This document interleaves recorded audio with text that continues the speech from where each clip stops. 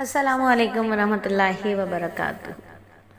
2 से 3 दिन हुए हमारे अक्सर तालिबात के स्टेटस पर और ख़ुद मेरे अपने स्टेटस पर कुछ सवालात भेजे गए। हमने वो सवालात स्टेटस पर लगाए और लोगों के कसीर तादाद ने उनके जवाबात हमसे मांगे। सवाल नबी सल्लल्लाहु अलैहि वसल्लम की सुन्नत से मुताल्लिक़ एक सुन्नत से मुताल्लिक़ थे और वो सुन्नत थी निकाह। निकाह मिन सुन्नती, निकाह मेरी सुन्नत है, ये नबी सल्लल्लाहु अलैहि वसल्लम ने फरमाया।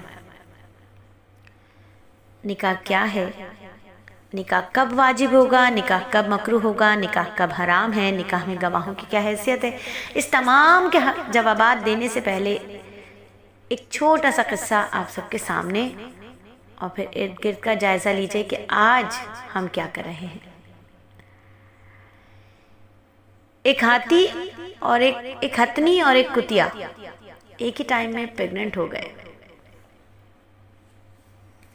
6 महीने बाद कुतिया ने बच्चे दे दिए 6 आदत, हथनी स्टिल प्रेग्नेंट। मजीद 6 महीने बाद हथनी स्टिल प्रेग्नेंट और कुतिया ने फिर दोबारा 12 आदत बच्चे दे दिए और फिर 6 महीने बाद कुतिया ने फिर बच्चे दे दिए। अब कुतिया ने हंसते हुए हथनी से पूछा कि तुम वाकई प्रेग्नेंट भी हो?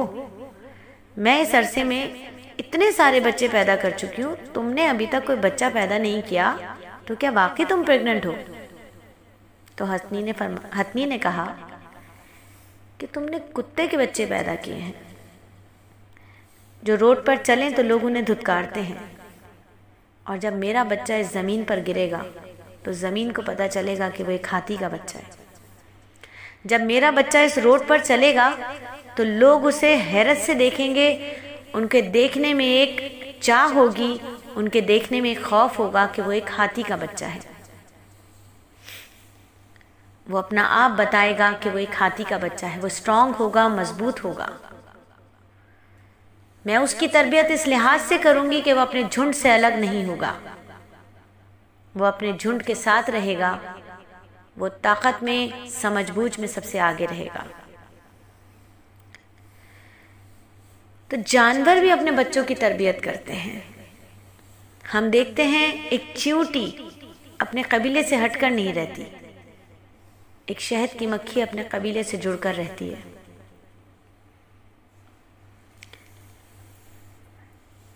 तो हर वो चीज़ जिसकी तरबियत की जाए, ख्वाह वो जानवर ही क्यों ना हो, वो अपना आप शो कर जाती है।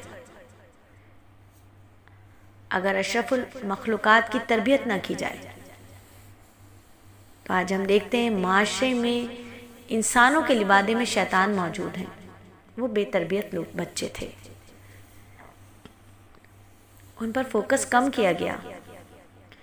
कभी फोकस किया गया तो अल्लाह से नहीं मांगा गया, और कभी अल्लाह से मांगा गया तो तरबियत पर फोकस नहीं किया गया। आज हम देख रहे हैं कि हर महाज पर, हर नुक्कड़ पर जुलेखा खड़ी हैं। बीबी फातिमा का परतूब होने वाली बच्चियां इस माशरे में कितनी मुश्किलात का शिकार हैं, वो भी हम जानते हैं। अब शैतान हमारे घरों के अंदर दाखिल हो चुका है पूरे तरीके से। हमारी बच्चियों के हाथ में मौजूदा डिवाइस ने उनको घेर लिया है। शैतान ने हमारी बच्चियों को, हमारे बच्चों को घेर लिया है।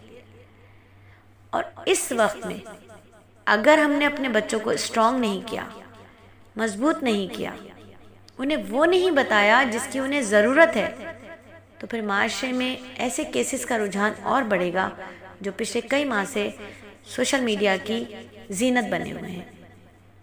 ये वो घराने हैं, ये उन घरानों की बच्चियां हैं।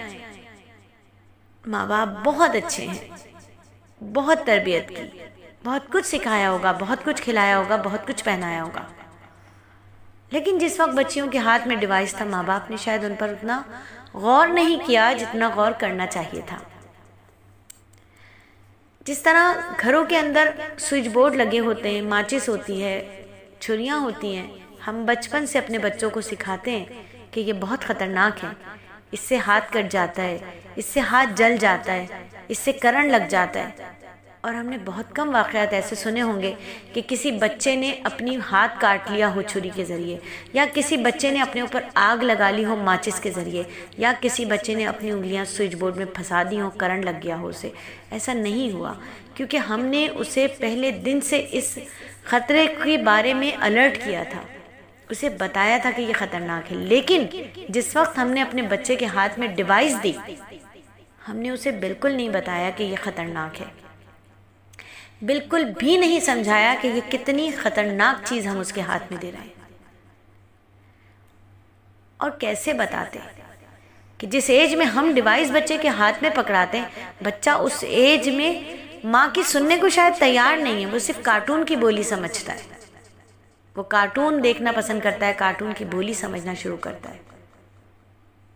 तो जब कार्टून उसे सिखा सकता है, तो एक माँ ममता भरी बात करके उसे क्यों नहीं समझा सकती, क्यों नहीं सिखा सकती। आज की माँ मोबाइल की माँ है, आज की माँ मोबाइल वाली माँ है बस। आज बच्चों की तरबियत माँ ही नहीं करती, मोबाइल करते। हमारे बच्चे अनकॉन्शियसली अगवा हो चुके हैं, उन्हें सोशल मीडिया ने अगवा कर लिया है। वो अब हमारे नहीं रहे, हमारे पास नहीं रहे। हमारा आज का टीनेज बच्चा हमारी सुनना नहीं चाहता, समझना नहीं चाहता। क्यों?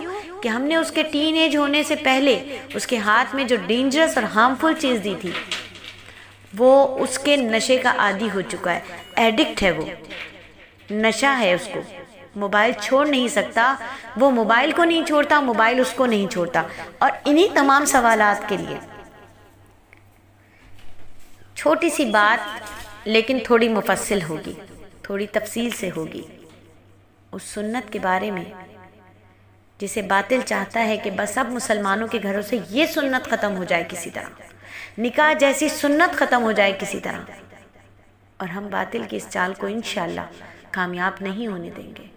निकाह मेरे नबी सल्लल्लाहु अलैहि वसल्लम की सुन्नत है, और हम अपने घरों में, अपनी नस्लों में इस सुन्नत को ज़िंदा रखेंगे, चाहे बातिल कुछ भी कर ले। अल्लाह हमें कामयाब करेंगे।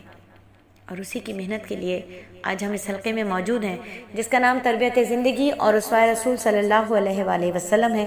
अल्लाह हमारे इन छोटी छोटी काविशों को कबूल फरमाए, दारैन की काबिलियत कबूलियत हमें अता फरमाए, देर और दूर के लिए कबूल फरमाए। हमारे बोल, हमारे एक एक बोल का अल्लाह रब्बुल इज़्ज़त आखिरत में बेहतरीन मोल दे हमें। अल्लाह हम सबको कबूल करे और हम सबको हिदायत का चराग बनाए। बाकायदा आगाज़ करेंगे सबक का इन सवालात के जवाबात के साथ।